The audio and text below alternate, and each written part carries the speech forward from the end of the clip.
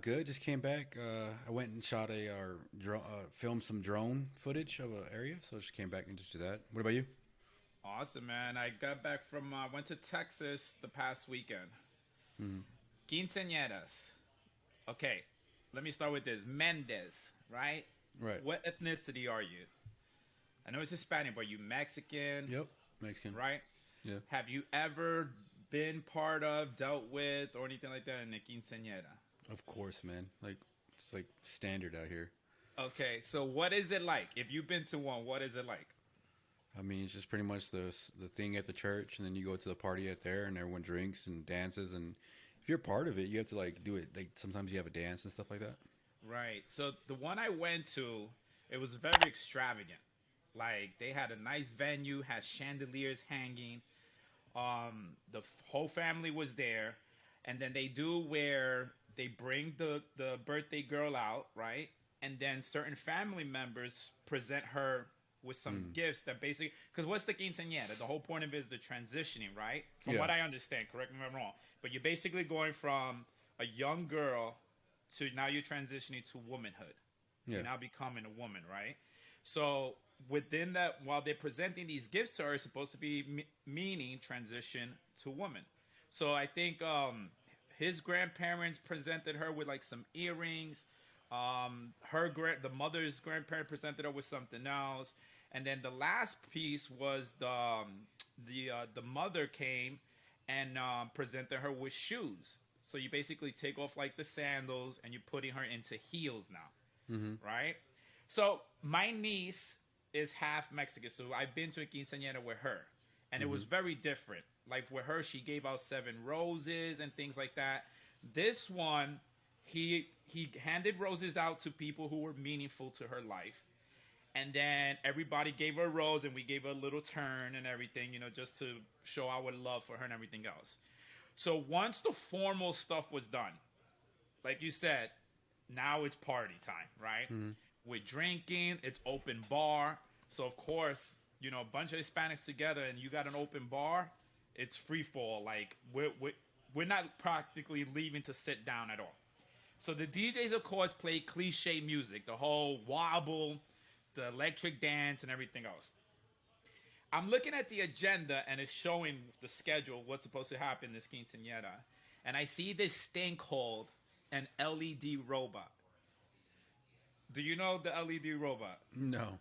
The LED the LED robot is a little 5 foot 5'2" Mexican man puts himself on stilts and he comes out in this outfit that's supposed to reflect a robot glowing. He got a strobe lights going off everywhere. And what he does is he stays on the dance floor all the way till the party's done dancing.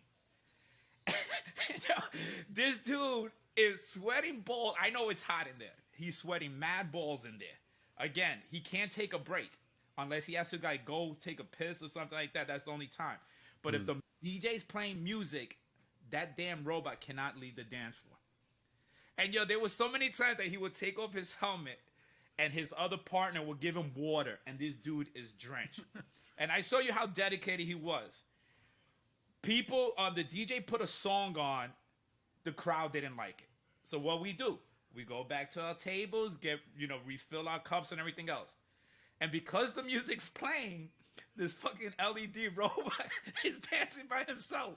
Like he couldn't be like, oh, since there's nobody dancing, let me get off the stage or whatever. And he's just there doing his little two-step thing. And I'm looking, I'm like, that's dedication right there. So I asked the dad, I said, yo, is the LED roll like, does he take a break or what? He goes, dude, I pay for him to dance, so he better be fucking dancing. I was like, oh my God, this is crazy. But it was, again, all quinceañeras are different. Like you Yeah. said, if you've been to some do a choreographed dance. I've seen some of Yeah. those where she'll have her girlfriends and then there'll be some boys like escorts or whatever, and they'll do a Yep. little choreographed dance. My niece, she did mostly like the flowers, gave them out, or I think it was we lit a candle, one or the other, to people who meant something to her life and everything else.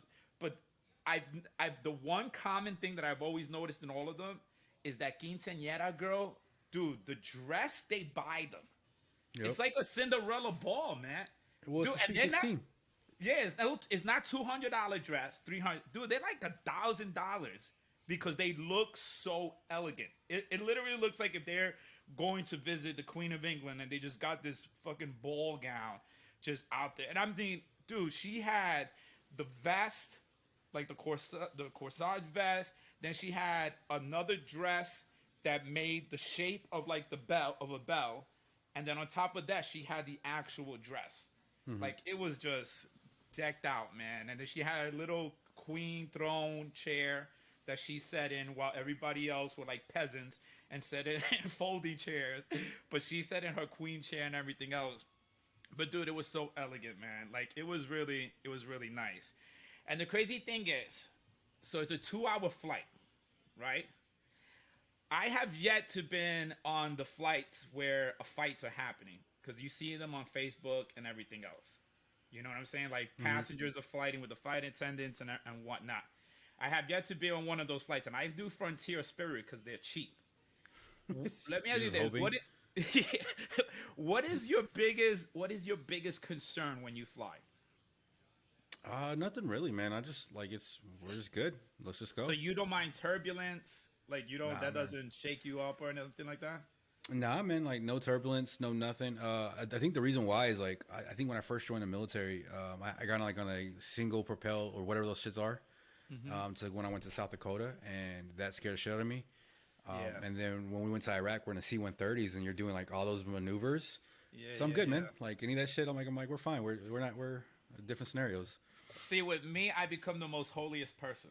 Like, me and God, we become so tight because I just don't like turbulence. I'm not a big turbulence fan. But my biggest scare, honestly, is taking a shit on the plane. I can't do it. Like, I literally will hold, if my stomach's fucked up, unless I really have to go. Yeah. But I will literally clench my butt cheeks or whatever you want to say, all the way till I get to the destination. Have you ever I been on might let out international little flights? gas, and then yes, I have been. I've never shitted on one. Really? Even though going to my deployments, and I'll shit you not, I will literally fart the whole flight, but never to the point where I'm like, oh man, I gotta take a shit. I just couldn't do it, man, because it's like, first of all, the store is so small, right? Second is there is like no noise to people not hear you. Like, people are gonna hear you. You know what I'm saying? Like, especially if you're blowing it up big time, people are gonna hear you. Plus, the bathroom that I was using is the one in the front, and who's there? All the fucking flight attendants. You'll be all right. Nobody's gonna ever remember you. You're absolutely right. Plus the stench. God You can blame it on the next guy though. Yeah. That's what I love. You can always be like that guy, like, because you always come out and there's always like two right there. So if you're on the internationals, you just look at that guy and be like, dude, like you just gotta, like, those are rookie. That's it. You gotta know, like. It's funny because there was one dude, he got up in a hurry, and he went into the bag. You know, the light goes from green to red. Right. Somebody's occupied. That shit didn't turn green for 45 minutes. See, that's a rookie mistake though. If you're gonna go take a shit on an airplane, you have to be like 5-10 minute guy, because if you're 45 minutes, people are like, dude, come on, man. But if you're 5 minutes and it smells, it's like it wasn't you. Like, that's the point. Like that's how you know it's a rookie right there. It's like you have to sit there and be in and out. Yo, for 45 minutes, the red light was on, and I'm saying to myself, the motherfucker's taking a shit, bro. Yeah. He gotta be, unless he's doing drugs, he's gotta be taking a shit or something else. But dude, for 45 minutes, man. But again, that's my biggest scare when I fly. So it was a 2-hour flight over there. Thank God I didn't have to take a dump or anything else. But got to the quinceañera and everything, and it was beautiful. So now that you have daughters, will you do a quinceañera? No, hell no. So you won't do nothing like that at all? No, fuck no, man. It's a waste of money. If I do anything, honestly, if I do anything when it comes to her 16th birthday or whatever, I'm probably gonna buy them property. I think I'm gonna sit there and say, like, fuck spending $10,000. Yeah. I got you an investment property. I think that's what I'm gonna do. Currently, right now. Yeah, so like property as in land or house or... Yeah, like a house. Like, hey, here you go. I got you your own investment property. Or here's this much money in a stock. So I think I'm going to do those things. I think, like, if you do the quinceaneras and stuff like that, that's fine. But man, like that shit, like it doesn't really matter. Because I mean, as a kid that went to them, like we were just there trying to have fun, go pick up girls, and if you were that girl, yeah, you were the center of attention. But there was another one next week or whatever. So my whole thing is like, why would I do that when I sit there and say like, hey, here you go, I actually got you something that's gonna make you money, that's gonna Yeah. make you money next month, like just give you money. So How I don't know. about in your wife's culture? Do they do something similar to quinceañeras or no? No, they don't do anything like that. It's well, they have one when they're 20. So like in Japan, when you hit 20, you're now an adult. So they have like coming of age for that. So Okay. you'll see a whole bunch of those kids acting fucking goofy as shit, and they have like a festival, and it's a whole celebration. Yeah. But it's at 20, so it's nothing like what we have, like 15 or 16 like that in the states. Yeah. That one's like 20. It's called coming of age. Okay. So it's basically the same concept, like going into Yeah, men and adulthood. women do it. You're now an adult because in Japan you can Right. drive now. You can do all these other things that you can't do until you're 20. Yeah. And so they get to act a fool one day. One night they act a fucking fool, and now they're adults and shit like that. So Okay. Yeah, because my niece, being that she's half Puerto Rican, half Mexican, she got both the quinceañera and the sweet 16. Because You're gonna do we don't both? do, huh? you're gonna do both. No, she got both. Wow. She's my niece is 22 I think right now. So they did a quinceañera for her, and then because that's her mom's side of the family is Mexican, so they did the quinceañera.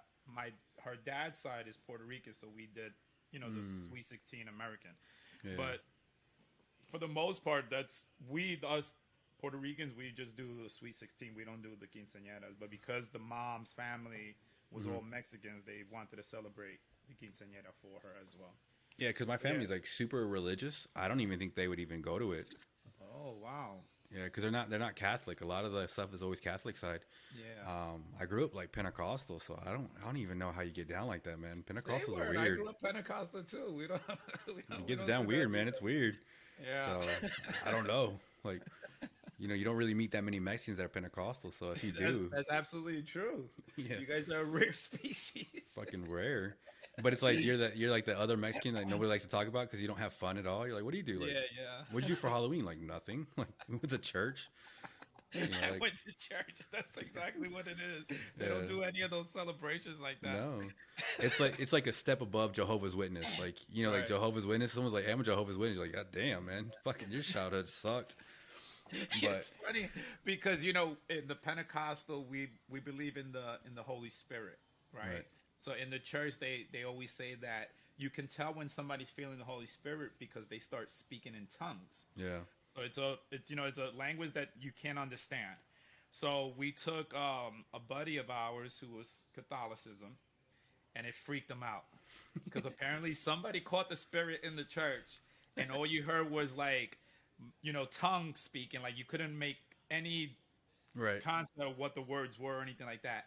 And he was like eyes wide open, like what the fuck is this? Because they don't have that in the Catholic Church Right. and stuff like that, But he was freaked out, man. Like he was just like, this is crazy. But we had to explain to him why this was happening to these people. But yeah, Catholics going to a Pentecostal church, it would have threw them way off, man. Or vice versa. I remember Yeah. going to quinceaneras and then being like, what the fuck is this? I gotta get on a step. I'm like, what the fuck are we doing here? So it's so weird, man. It's like even though like you could be Mexican or whatever, and you still go to the same school, you can know this person. You go to church with somebody, and they go to a different kind of church. It's a whole different kind of like world. Right. Yeah, I mean, I tell you, for basic training, when they said, hey, who wants to go to church? I didn't give a fuck what church it was. Yeah. I was like, yo, just let me out. I just need to go outside and attend and just get away from the fucking the bay or whatnot. But and I tell you, it was funny because they always say the first time you go to church in basic training, people cry. And it was true, man. Like I sit there with, the rest of my fucking buddies or whatnot, and tears were coming down because they were just like, I don't know, it was just like an emotional relief. Like we're almost done with this. You know what I'm saying? Like it was like, man, we didn't expect this thing at all. Yeah. So in San Antonio, after we did the quinceañera, we went to go see POD. Have you heard of POD? The band. They're like a rock Christian, right? Sort of. It's like a mix. They have sort of some Christian song, but the other music is more like rock and roll, heavy metal or whatnot. So It's in I forgot the venue that we went to. So we did it's a standing room only, you know, no sitting or nothing, it's just everybody standing. And it literally was like the venue was kind of small, but I guess they prefer it that way because they feel like they engage with the audience more, the music sounds better and everything. So we show up, we go inside, it was me and two of my friends. And we're standing there and they come out and they're playing the music and everything else. All of a sudden, I seen this big fucking Mexican guy. And if, I don't know what San Antonio has in the water, but Mexicans are big in San Antonio. They're not like 5'1", 5'2". These motherfuckers are like 6'1", 6'2". And all of a sudden, he just starts rushing into the crowd. He started a fucking mosh pit. I've never been in a mosh pit. Never cared for them, never dealt with any of them. Like, I never gone to concerts where it was like, yo, we're gonna fucking mosh pit tonight. No, I could care less. You know what I'm saying? Because I'm there to see the band. I want to watch the show. But, dude, he went in there like a fucking bull attacking a matador. Started just pushing people. He didn't care if it was girls or what. People were just getting bumped, right? Apparently, there's like a code to mosh pitting. Like, you can't just do that. You know what I'm saying? Like, you got to give a forewarning to people and say, hey, man, we're going to start a fucking mosh pit. That way the people could be like, okay, let's get into it or whatnot. But this dude, and I think he was because he was drunk. Dude, he just ran the crowd, man. Rammed him. All of a sudden, you see the crowd just start spreading. And now it's formed a circle. And next thing you know, everybody started going in there. And I'm in the back. Like, me and my boys in the back, we're drinking, and we're like, what the I've never seen that before. I've seen it on TV and everything about it, never seen it live. And I was like, yo, this is ridiculous. Like, I paid for my ticket to watch the show. I didn't pay to have to look at the band and then have to look through my peripherals to see if I'm going to get fucking thrown in the mosh pit. So they stop. The show keeps going. The show keeps going. I think it was like maybe 2 songs left. Dude, the biggest fucking mosh pit again, man. Beers flying. They're slipping on the floor. Like, they're just taking off their shirts. And it's just like body into body, body into body. And then if you're not in the mosh pit, but you're the crowd that's forming the circle, you have to push them back in, I guess. Like, that's the whole concept. Like, if I'm in the mosh pit and I'm, like, jumping around and I come to get out of the circle, these motherfuckers would throw your ass right back in, man. And it was crazy because as the circle started getting bigger, of course, I'm like, okay, let's move over because I don't want to get fucking hit by any of these dudes. I didn't see it coming, but I turned just in time to where these 2 girls got hit by these big Mexicans. Dude, she came right fucking flying right into me, dude. Like, I turned and I grabbed her, and she looks at me. She's like, I'm sorry. And I'm like, I'm okay. You know, it's okay. Like, it's all good. She turned around and went back in the fucking mosh pit, dude. I was like, yo, these girls are nuts, man. But, of course, everybody's intoxicated, so they didn't really give a fuck. Have you been to fucking concerts like that, mosh pitting? Any friends that do that shit? It's I have a friend, man. I have a friend. We call him Gimper. He loves that stuff. He would tell me stories how he would like run and jump and like kick people and stuff. And like, oh man, they have a fucking blast. You know, like, you know, being in the military, you have that one white friend that's like crazy as fuck. He was that one guy for me where it's like we would never be friends if it wasn't for the military. He was like a crazy. I met him in tech school, and like he showed up in like Speedos and was just like, "Hey, what's up, man?" Like, just you know what I mean? Like, just that random crazy guy who's always been him, and he was like, so he was always into mosh pitting. Like, we'd be driving somewhere, and he'd like have like Randy Savage on, like his rap album, Hulk Hogan. Like, he was just, you know, it's like one of those things with the military, man. You get some of the weirdest motherfuckers you've ever met in your life, and you're really good friends with them.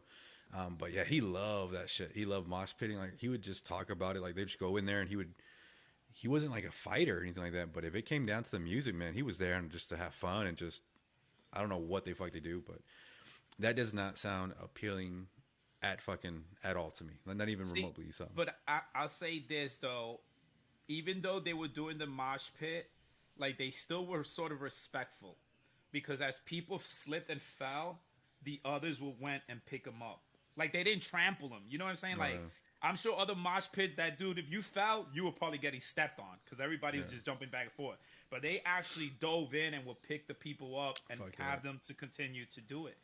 And the crazy thing is, like, the band, they let it go. You know what I'm saying? Like, I would expect it, you know, like, all right, I get it, you know, maybe a little mosh pitting here and there. But as it started getting bigger, like, again, you're taking away the crowd's view from the band. You know what I'm saying? Like, because the crowd just kept looking like, yo, am I going to get thrown into this shit? Am I going to get pulled into it? Or is some dude just going to come and fucking ram me? Like, it was just getting too crazy. But again, I'm just glad that it was towards the end of the show that I didn't really feel like I wasted my ticket. And POD is awesome, man. My first time watching POD, like, they're an incredible band. Their performance was on point. Their music was really good.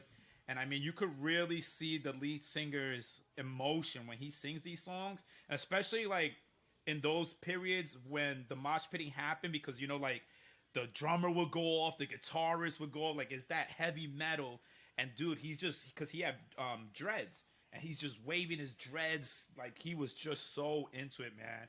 Especially that the song that they were playing was from the 25th anniversary of that album. So 25 years later, the dude still got it. Like, he still performed like it was the first time it came out. But if you haven't listened to POD, they're really good, man. Like, no, I'm good. I put them on my iHeartRadio list and everything else just to listen to them and whatnot. But it was on point, man. It was really good.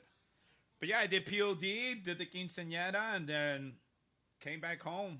And that's the other weekend. This past weekend was just the same. Big fights. I know you say you don't watch sports and anything like that. Now that football season's on, you don't watch football? Nothing? Nah, man. You're not a Dallas Cowboys fan? I give two fucks. Being that you live in Texas? Dude, I'm like one of those guys, like, as soon as, like, if you watch football, I'm like on my phone, I'm bored. Or if like there's a flag, I'm just like, I don't know, like, I don't know what the fuck's going on. I just don't care. I don't care. I'm like the person who watches ESPN, like the first take or what, like the top 10, and gets bored. Like I just don't care, man. Like, sports and me, I'm not that guy. Like, you know, but when you encourage your kids to do sports? If they want to do it. My daughter's like, my oldest doesn't, like, she could care less about anything. She's like me. She don't care. My youngest, if it's like gymnastics or like something like that, then she cares. But yeah, man, I'm not that guy, man. I just don't. I don't care enough at all at barely anything in this world, and mainly that. Like, I won't go out of my way. Like, I was watching a lot of UFC, but it's so late. Like, I'm just like, I'm not invested, man. I don't honestly care less about. And I don't see because I know like the boxing. You know, they had a big fight this weekend. Yes. Oh man, it was crazy. Yeah, I'm good though, man. Like, not even to go out, just to watch it. Like, nah, man. Like, if you're talking to me, like, so what we did the other night, we were just watching a movie as a family. I'm cool. And it's one of those ones, man. Like, for me, I think it's a trade off. Like, I spend so much time working that I'm good. I'm home, man. I'm home with my family. We watch like Black Widow on know Disney Plus. I'm here, man. I'm good. We're watching something just right now. I'm good, man. I don't know, man. I honestly don't really have much like joy in the world to really care. You're not gonna see me at like Buffalo Wild Wings being like, "Let's go." Right. I just don't like, and especially it's expensive, man. I'm just like, I'm good. I'd rather do something else with that money. So, like, if I went to go visit you in Texas, and let's say I had tickets to go see the Spurs, you wouldn't go? No, fuck no. You'd be like, I'm staying home. That's fucked up. No, if you were like, you're like, I brought tickets, I'd be like, okay, like, okay, we're man, gonna like, go see the Spurs play, and you'd be like, dude, I'm so antisocial, man. Like I go places and people like, why don't you talk to nobody? Like, because I honestly don't want to talk to nobody. Like, I don't. I'm weird, man. I don't like going out socially. Like, you know, you're so social. I don't care, man. I'm just like, I had this event we went to, and so people are talking. I just went somewhere else and just sat in a corner and was just like, I'm good, man. Like, I just don't care to talk to people, man, or to be around other people. And like, especially like basketball, like you know, they're like, hey, let's go to a basketball game. Like, but I don't even care about this. Like, why would I even be here? Right. I could be doing something else, like that's towards my goals. Or spending time with the family. So it's like, I don't care. Yeah, because our upbringing, my dad loved baseball, so we always had baseball going on. And then as we got older, we were into basketball, so we would play basketball in the parks and stuff. My older brother played baseball because my dad always, you know, put them in there because that's the sport they. So we always had sports growing up. So if people be like, hey, let's go to this game, just for the fact, like, I'm not a big hockey fan, right? So when I was in Jersey, my buddy took me to a New Jersey Devils against Detroit Red Wings hockey game. This was my first game ever. I tell you what, though, even though I'm not a fan of hockey, like, I'm like, people skating around, who cares? My only hype is if they start a fight, you know what I'm saying? Like, they start fighting. But I think anything live is awesome. Really? No matter what sport they invented it, like, if you took me to a live tennis game, I'm going to be like, this shit was cool. You know what I'm saying? Or golf. Like, if you took me to golf, as much as I don't watch it at all on TV, but a live event, like if I was watching Tiger Woods play, I'd be like, yo, this shit is awesome. But I think being live changes everything. I know you say that you wouldn't do it or anything like that, but I feel like if you be there live for a basketball game, a football game, even collegiate, even if you went to a college game, I think being there live in the feeling the fans going crazy and the hype and everything else into it, like, I think you would be like, yo, this shit was cool. Like, this was good. I'm glad you took me here. So, like, we have a college here, and, like, people are really big about it. And I'm just like, I didn't go to that college. Why do I give a fuck about these people? Like, I don't care. Like, the fuck? I don't play football. I don't know, like, like, it's a big deal over here. They're like, this guy, he went to the pros. I'm like, oh, I don't give a fuck about that guy. He don't, like, that's how I look at a lot of things, like the celebrities and, like, the athletes. I'm like, they could give a fuck about me, so why would I give a flying fuck about them? I don't care. Like, well, this guy did this. Money for me. They ain't making money in my pocket. They ain't putting money in my pocket. Yeah, this guy was like, oh, man, when this thing happened, I was right there. And, I went to school when this was going on. I'm like, I don't give a fuck. Like, I don't care. Why you know what I mean? Like, what the fuck I give a fuck? Like, who cares about that guy? Like, where's he now? Like, I don't know. Like, I don't know.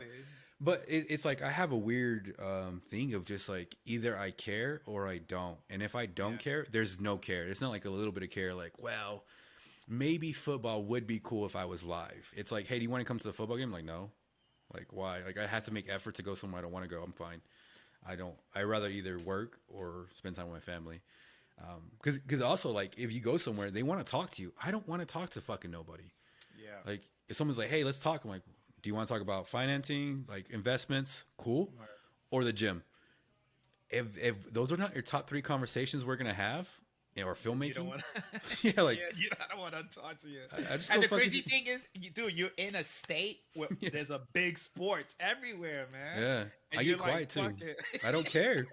And it's when it's weird because when people meet me, I think they don't think I'm like that. Like, I'm really like that, but it's like, I'm that simple where it's like, and it's, if somebody was like, hey, I want to talk to you about the gym, I'd be like, cool. Are we talking about my garage gym? And they're like, no, I want to talk about, like, maybe something else. I'd be like, I don't care about that either. Like, if I just don't care, if you were to sit there and say, like, hey, man, I'm doing powerlifting, I'm like, I don't care about that right now. Like, I just don't care. So I don't want to even talk about it. Like, I don't care, man. So let me ask you this. Have you taken the girls to Disney World, Disneyland? Yeah, we took them to whatever the one is in California in 2018. I took one of them. Okay, so that's Disneyland. How did you handle that? That's people. There's thousands of people there.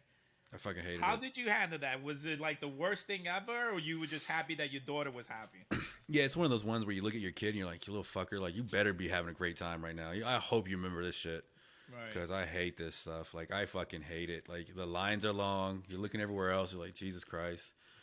I'm around people. How long were you out there for? The whole fucking day. So it's just like, and especially you're going to go, I'm going to get a water. And it's like, hey, it's $17. Like, kid, I swear to God, you better be having a blast right now. I swear you better remember this shit. Oh, shit. And Disneyland is the worst one because there's no big kid rides. Not only that, though, the little kids. That doesn't bother me as much. It's the fact that everywhere I fucking go, I have to walk, like a 30-minute walk. Mm-hmm. It's like inconvenience everything. And then like that, when the kid's like, well, let's go look at this. And you're like, okay, cool. We'll buy you a memento, right? Like, geez, I'm spending $200 on some fucking Mickey Mouse ears that you can't wear outside of here. It's very unpractical. I can't stand it. The food was fucking shitty. And then, of course, it's hot. They grow out of it. You buy those where are those Mickey Mouse ears now? Don't remind me. I'm going to be mad as soon as I get off of this. I'm going to go, where this shit's at, man? Like, how come I don't see shit or shit? Put them wear them right now. I need you to wear them right now. Yeah. Because it doesn't make sense. It's fucking crazy.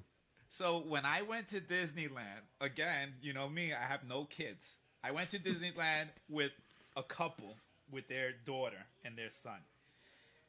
The daughter was into the princesses. You know, they all are. All the little girls are into the princesses. Whatever princess was out at that time, I forgot what year I went. That was like, we need to see this, right? So I'm a little upset because I'm like, there's no big kid rides. I think there was the Terror of Tower or some shit like that. But it was like, dude, how many times can I ride this ride? You know what I'm saying? Like, it's become repetitive. It's the same shit. So we're walking around. And that was one thing that I hated too, the walking around, because it's forever. It was mad hot, and they don't sell alcohol. So I'm like, I'm sober, and I got to deal with thousands of people in this fucking park. It was bananas. We made the mistake of stopping at the store called the Bippity Boppity Boutique. Have you heard of that in Disneyland? Yeah. Okay. This store basically takes your child, your daughter, and transforms her into a princess, right? I'm over here thinking 30 minutes tops. Go in there, maybe do a little face painting and everything else. Motherfucker, 2 hours later, the girl comes out and she still looks the same. Like, where was the transformation at, you know? So I looked at the mom because it left me, the dad, and the son outside. I looked at the mom and I was like, what happened in there? Like break it down to me, because I don't know how your daughter went in there looking the way she did and she came out looking the same way that she did. Like, where's the gown? Where's this princess costume or anything like that? The mother tells me first what they do is they do the makeup. Then they do the hair. Then they make her meet and greet all the princesses. Then she has a little lunch/dinner with the princesses. Dude, for 2 hours, we were sitting there. Like, what is going on? And I looked at the husband. I was like, dude, like, go get your wife and kid. Like, tell him it's done. It's over with. But because they wanted the daughter to be happy and they wanted to fulfill her Disney dreams, they did all of that. But I tell you, I, one, would never go back to Disneyland. And two, if I ever see that Bippity Boppity Boutique place, I'll probably burn it down. Because that was, like, the worst. For any parent to experience is that store. Because their child will go in there, and literally it could go through 2 to 3 hours, depending how much more time you want them to spend with the princesses. You know, a real quick way you solve it? How's that? You tell your kids fuck no. You just, like, they have to learn the language of, like, fuck no. Like, I'll be talking to my daughter. She'll be like, can I do this? I'm like, no. And she'll be talking to me. I'm like, fuck no. Like, you are high as shit right now. You're fucking, like, short as shit. You're 8 years old. You're like, you know nothing of this world. You're not controlling me.